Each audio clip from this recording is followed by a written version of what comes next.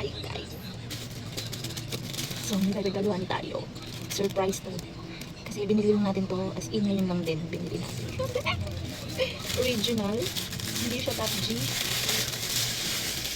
So, bumili ako na ito dalawa. Shhh! Huwag maingay. Kasi nasa likod lang siya. Maririnig na tayo.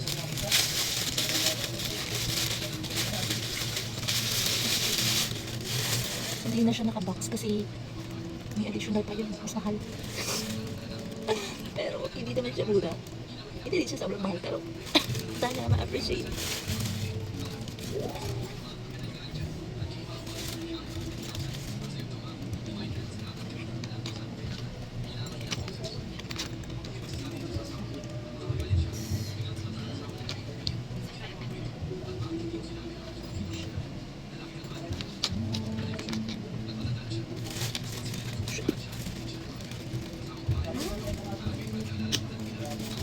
So, ibibigay ko ito sa ate ko na kasama ko dito sa bahay. Deserve niya to kasi napakasipag niya.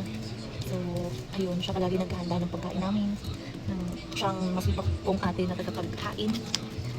So, yun, deserve niya to, eh. Kaya naman, nung nakita ko to, hindi na ako nagpatumpik-tumpik pa, kinuha ko na kaagad. Kinausap ko kaagad yung seller, sabi ko, kukunin ko. Pero syempre, meron din ako. Pero hindi naman na para sa akin. Kasi, reward na rin sa sarili, diba? Hirap naman kung hindi na natin bibigyan yung sarili natin. So, ibibigay natin sa kanya. Sana magustuhan niya. Yes! Babalot.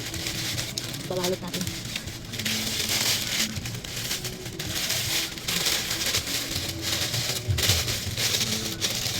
Sorry, wala siyang box. Ayan.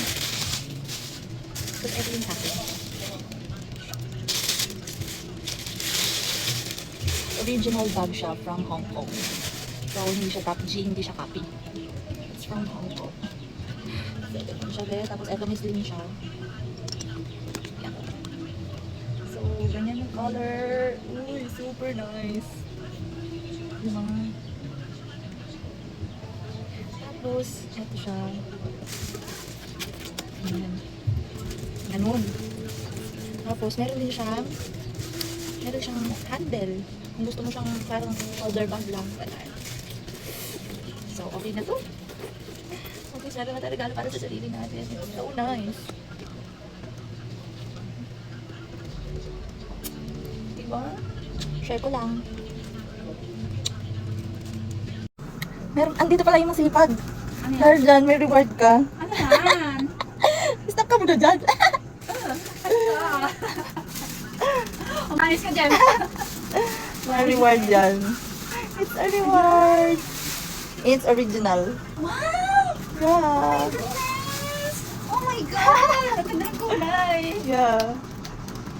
Alright! What's this? Kakainis naman ang hagad ng mukha eh. Diba? Oh my goodness, pwede ka kumain. Yan, deserve niya yan, guys. Kasi, Thank you. masapag yan. Thank you, I love this. Yeah. Parang magre-rent ako sa Sabado. Terno. Oh my Yeah, God, very classy. social. No, gusto ko to. Kasha-kasha. Nakabukod. Ang ganda niya, guys. Yeah. Thank you. Yeah. So, yun lang. Thank you. So, yun lang, guys. Alam, gulo-gulo. Yung aming kusina, sorry na. Ganyan talaga yung kusina ng mga simple lang.